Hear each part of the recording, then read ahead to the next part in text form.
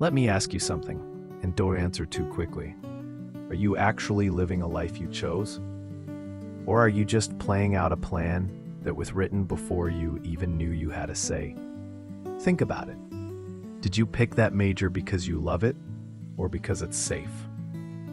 Did you say yes to that job, or were you just afraid to disappoint someone? Did you become who you are today, or were you slowly shaped by what the world expected of you?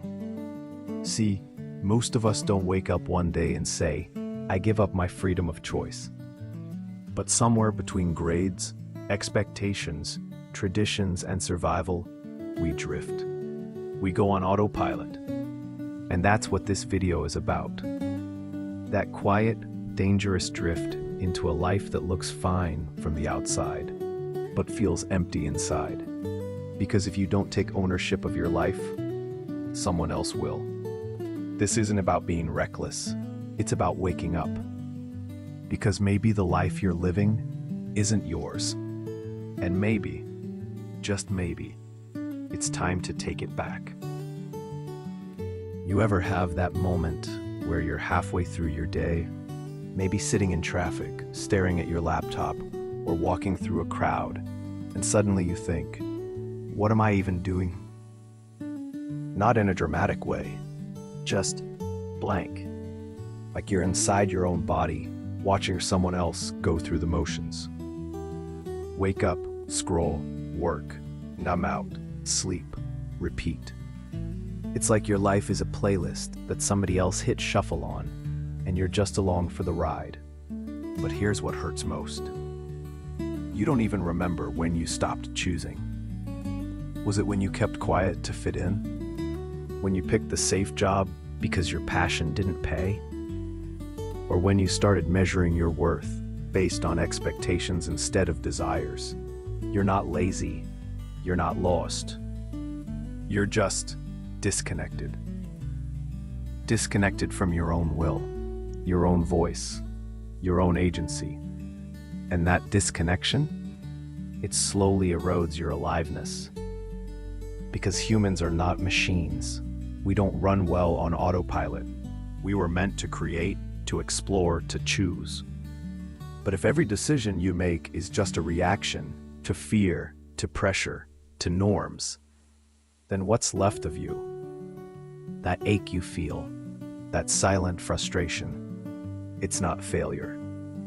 It's your soul knocking, asking, can I come back into the driver's seat?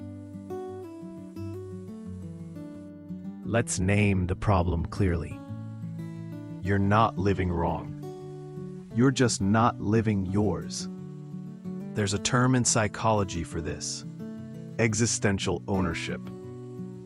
It means taking full responsibility for your life as it is and choosing how to respond. But here's the catch. You can't own your life if you never even questioned it. Philosopher Jean-Paul Sartre once said, "Man is nothing else but what he makes of himself." But most of us never got the chance. We were born into blueprints, told what's good, what's successful, what's normal. And so we become mirrors, reflecting expectations instead of light. From a young age, we're handed scripts. Be a good kid, get good grades, make money, settle down, don't rock the boat.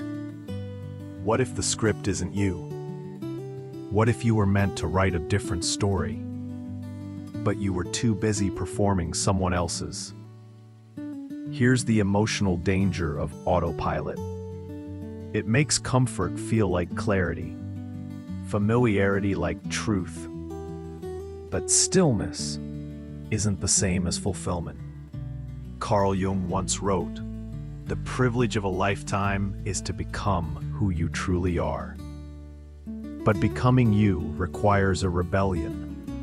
Not loud, not reckless, but intentional. It means questioning the voices that told you who to be, grieving the years you spent chasing a dream that wasn't yours, and reclaiming your life, one conscious choice at a time. This is the work of waking up, of taking back authorship from the hands of tradition, family, fear, or algorithms. Because here's the truth. You can't blame a life you didn't choose, but you can begin to choose again. Let's talk about how you take your life back. Because this isn't about quitting your job, running to the mountains, or ghosting society. It's about reconnecting with your agency, your right to choose. Here are 3 powerful steps to begin. Name what's not yours. Take inventory. What parts of your life feel like costumes? Maybe it's the career you picked to be respectable. The relationship you're in because it makes sense. The personality traits you perform just to be liked. Because what you cannot name, you can't change. Rebuild micro-choice by micro-choice. You don't need to overhaul your life overnight. You just need to interrupt the autopilot. Try this. Tomorrow, change one habit you normally don't question. Take a new route home. Say no to something small. Turn off your phone for 1 hour. Ask yourself not what should I do, but what do I want to choose? Choice builds muscles. And the more you practice, the more you return. Create a personal manifesto. This isn't about goals or productivity. It's about truth. Ask yourself, if no one judged me, what kind of life would I build? If I wasn't afraid, what would I leave behind?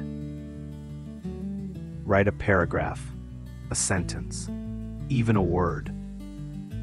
This becomes your compass, something to return to when the noise gets loud. Listen, you don't need to burn it all down. You just need to wake up in it. Because life is not a test you have to pass. It's a canvas you get to paint. And you deserve to pick the colors. One day, you'll look back at your life, and the question won't be, did I meet their expectations? It'll be, did I live with courage? Did I choose my path? Did I become someone I respect when no one's watching? You don't owe the world a perfect version of yourself. You owe yourself a true one. Because when you silence your own voice to follow the crowd, you may gain approval, but you lose your soul. But the moment you say, no more scripts, no more sleepwalking, no more borrowed dreams, that's the moment your real life begins. Not the life that looks good on paper, not the life that earns applause, but the life that feels like you. You're not too late. You're not too far gone. You're just waking up. And as you do, remember this. You weren't born to fulfill a script. You were born to write your own. So write it with honesty, with rebellion, with love, not for them, for you. Here's your question for today, and be honest. What part of your life are you living for someone else? Take one moment, write it down, whisper it, or drop it in the comments. Sometimes awareness is the first act of rebellion. If this video stirred something in you, hit like so more people can wake up from autopilot too. And if you haven't yet, subscribe. We talk real here. We question, we grow, and we build lives that feel alive again. But for now, pause, breathe, and ask yourself, what would it look like to finally choose me?